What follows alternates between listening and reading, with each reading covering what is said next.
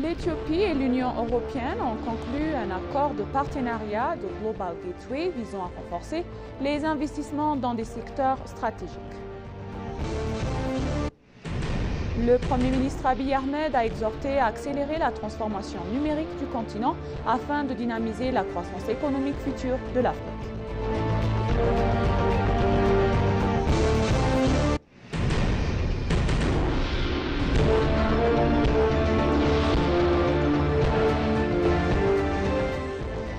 Bienvenue chers téléspectateurs, c'est Moïda Garamo avec le journal du vendredi 10 octobre 2025.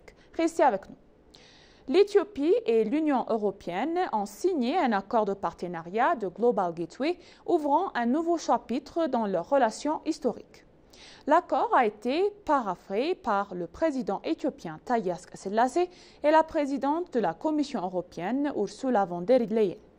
Ce partenariat vise à stimuler les investissements et la coopération dans des secteurs stratégiques tels que la numérisation des énergies renouvelables, les systèmes agroalimentaires, la santé, les infrastructures durables ainsi que la paix et la sécurité. Avant la signature, les deux dirigeants ont mené des entretiens bilatéraux sur l'approfondissement des relations Éthiopie-Union européenne et l'expansion de la coopération dans des domaines d'intérêt commun. Le président Taye a souligné que l'initiative de Global Gateway constitue une opportunité pour bâtir une vision stratégique partagée à un partenariat plus résilient entre l'Éthiopie et l'Union européenne. La signature de cet accord marque une majeure étape renforçant plus d'un demi-siècle de relations diplomatiques et donnant un nouvel élan à la déclaration conjointe de 2016 sur l'engagement stratégique entre les deux parties.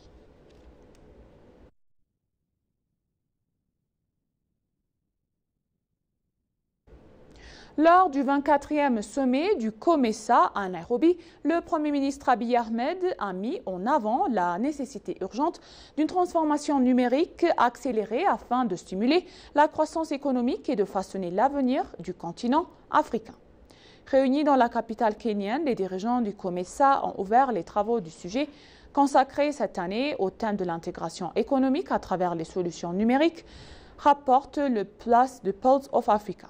Dans son allocution d'ouverture, le Premier ministre Abiy Ahmed a affirmé que l'Afrique se trouvait sur un tournant décisif, soulignant que la technologie en constante évolution redéfinit la croissance des nations, les interactions sociales et le partage de la prospérité.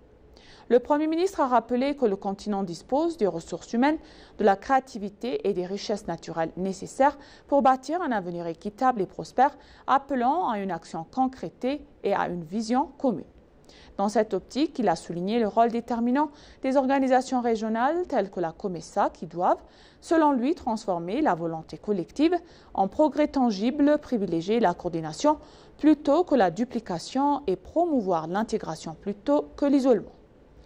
L'accent mis cette année sur les solutions numériques en faveur d'économies régionales plus solides et inclusives, a-t-il ajouté, revêt une importance toute particulière. Le chef du gouvernement éthiopien a illustré cette vision par l'exemple de son pays, engagé dans la mise en œuvre du plan Éthiopie numérique 2030, une stratégie nationale visant à transformation numérique inclusive.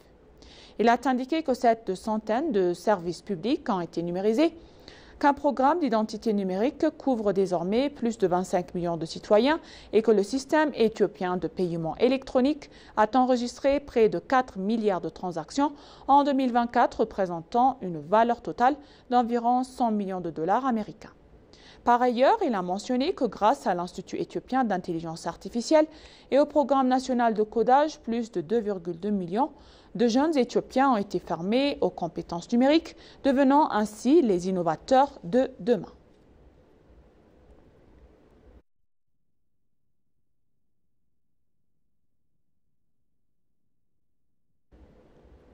De même, le Premier ministre Abiy Ahmed s'est rendu hier le matin à Nairobi. Le Premier ministre Abiy Ahmed, accompagné de sa délégation, est arrivé hier matin à Nairobi au Kenya afin de prendre part au 24e sommet des chefs d'État du gouvernement du COMESA. Le sommet qui se tient au Centre international des conférences Kenyatta à Nairobi a officiellement débuté hier, réunissant les dirigeants des pays des membres pour examiner les questions clés relatives à l'intégration régionale et à la coopération économique.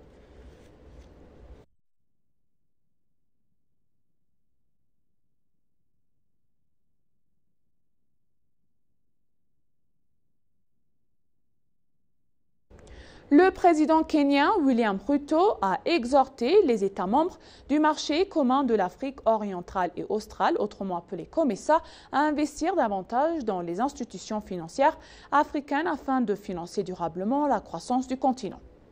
Le président Ruto a officiellement pris la présidence du COMESA lors du 24e sommet des chefs d'État et du gouvernement tenu le 9 octobre 2025 au Centre international de conférence Kenyatta à Nairobi.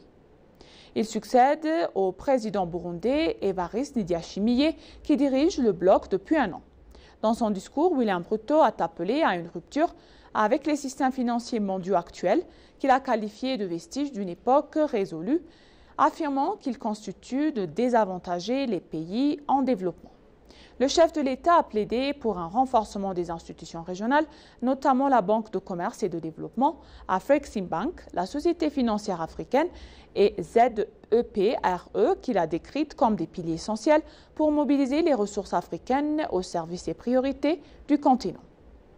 En outre, il a rappelé que la BCD créait de la cadre de la zone d'échange professionnel s'il imposait comme le bras financier du COMESA, soutenant le commerce régional, les investissements et le développement durable.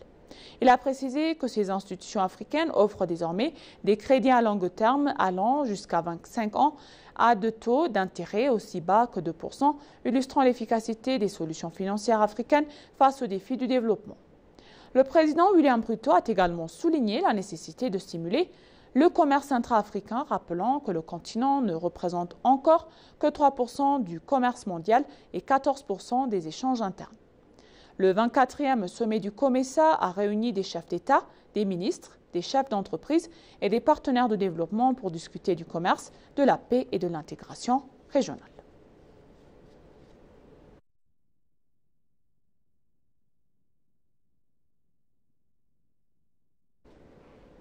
Pour conclure le journal donc, l'Éthiopie réaffirme sa conviction profonde que le destin de l'Afrique doit être déterminé par la coopération africaine à travers la mise en œuvre de la zone de libre-échange continentale africaine. L'Éthiopie réaffirme sa conviction profonde que le destin de l'Afrique doit être déterminé par la coopération africaine à travers la mise en œuvre de la zone de libre-échange continentale africaine, a déclaré M. Adama Farah, le vice-premier ministre et vice-président du Parti de la prospérité. Le lancement du premier accord commercial de la zone de libre-échange continentale africaine a eu lieu en présence de M. Adama Farah, le vice-premier ministre et vice-président du Parti de la prospérité. Le ministre du Commerce et de la coopération régionale, Kassa Ngofé, la ministre de la Justice, Hanna Ara Selassie, et de hauts fonctionnaires du gouvernement étaient présents. Dans le même temps, le vice-premier ministre, le chef du Centre de coordination pour la construction de la démocratie et vice-président du Parti de la prospérité, Adama Farah, a félicité l'Éthiopie pour le lancement de la mise en œuvre de l'accord multidimensionnel sur la zone de libre-échange continentale africaine. Ce programme vise non seulement à initier des avantages, échanges commerciaux, mais aussi à réaffirmer le rôle moteur de l'Éthiopie dans les affaires africaines en matière commerciale et économique, ainsi que dans notre partenariat avec nos pays frères. Il a déclaré que la conjoncture actuelle exigeait que nous poursuivrons ce partenariat par la souveraineté économique, la coopération, les relations commerciales et une prospérité partagée. Il a expliqué qu'en mettant en œuvre l'accord de la zone de libre-échange continentale africaine, l'Éthiopie confirmait sa conviction ancestrale selon laquelle le destin de l'Afrique devrait être déterminé par la coopération africaine.